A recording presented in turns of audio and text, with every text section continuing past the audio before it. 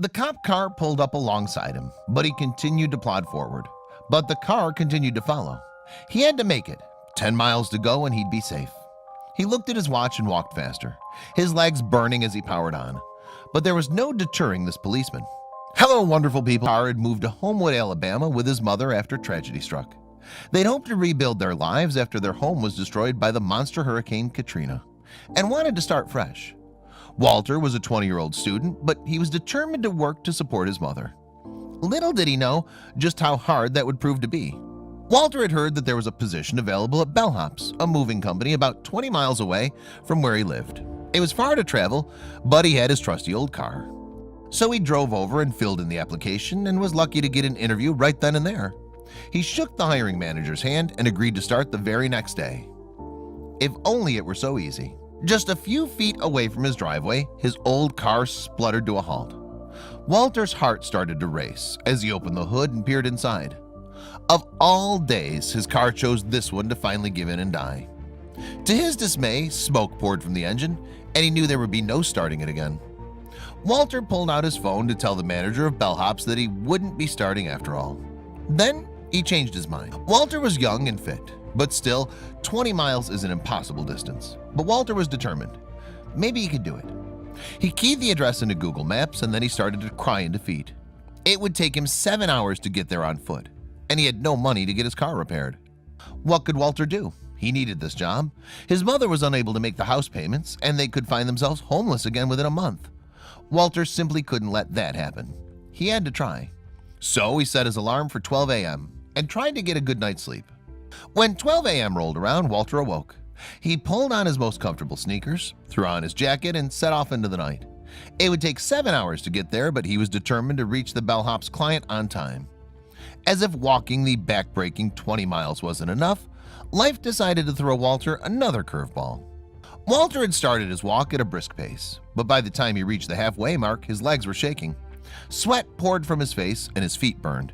He'd walked over 10 miles and the exertion was taking its toll.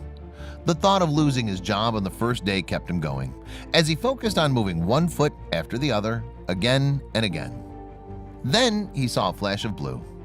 He'd been too focused on keeping his legs moving to notice, but a car had been following for the last 10 minutes. It was 4:20 a.m. and he still had miles and miles to go. Then the car flashed its lights and blared its short warning siren, and he knew they were there for him. Walter turned his head to see the cop roll up beside him. "Where you rushing off to, buddy?" the cop asked, pointedly.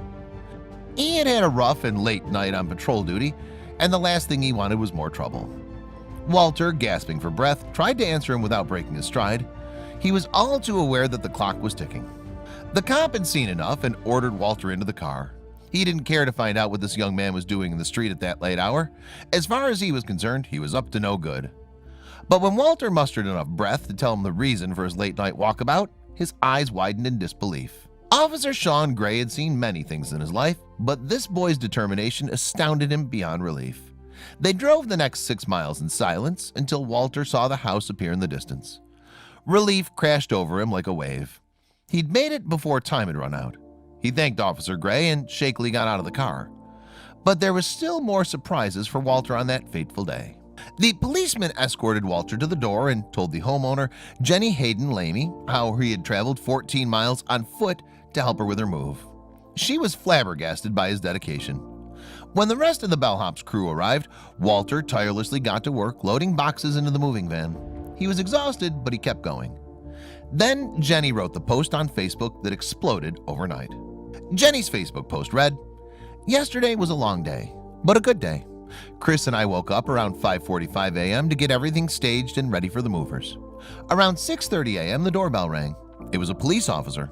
He proceeded to tell us that he had picked up this nice kid in Pelham early this morning. The nice kid, Walter, said that he was supposed to help us with our move today. It was his first day on the job with his moving company, Bellhops, and he was training today. The officer proceeded to tell us that the previous evening Walter's car broke down and he didn't know how he was going to get to work. So he left Homewood at midnight and started walking to Pelham on 280. He walked all night to get from Homewood to Pelham because he needed to get to work. Jenny was so awed by Walter's determination to get to his job that she started a GoFundMe account to raise the money he needed to repair his car. The target was set at $2,000, but when netizens read Jenny's heartfelt post, the original amount was exceeded by a whopping $32,000. But soon after that, Walter's action got the attention of Bellhop's CEO, Luke Marklin. Marklin immediately got into his Ford Escape and drove it from Tennessee to Homewood. On his arrival, he presented a gobsmacked Walter with the keys. Walter couldn't believe his eyes. The CEO of Bellhops had just given him his own family car. It was all too overwhelming, and Walter started to cry. He'd never experienced such kindness before, as the whole community rallied behind him and cheered him on.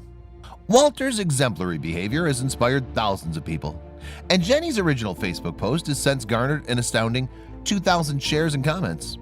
One commenter wrote, "I'm definitely really touched by his journey as well. It's impressive how we can give excuses to not do something, but there are people like Walter who don't like excuses and just do." And another, "Life is made of challenges. Walter passed the test. Gracious and humble man." I can't imagine how many times on that lonely walk down 280 in the middle of the night did he want to turn back. How many times did he wonder if this was the best idea? How many times did he want to find a place to sit or lie down and wait till morning when he could maybe get somebody to pick him up and bring him back home? But he walked until he got here. Jenny wrote in awe. Walter's dedication to his job has become a symbol of the hardworking American, and the determination has even inspired a hashtag movement titled #BeLikeWalter on social media. But Walter remains humble and shrugs all the praise off, saying, "I just walked." He aspires to become a Marine one day, and he's definitely proved to the world that he can achieve anything he sets his mind to. Welcome to Brain Time. Incredible facts from the past, the present, and even the future. The power of nature and wild animals, amazing facts and unsolved mysteries. You'll find all this and much more here. Subscribe now, you won't regret it.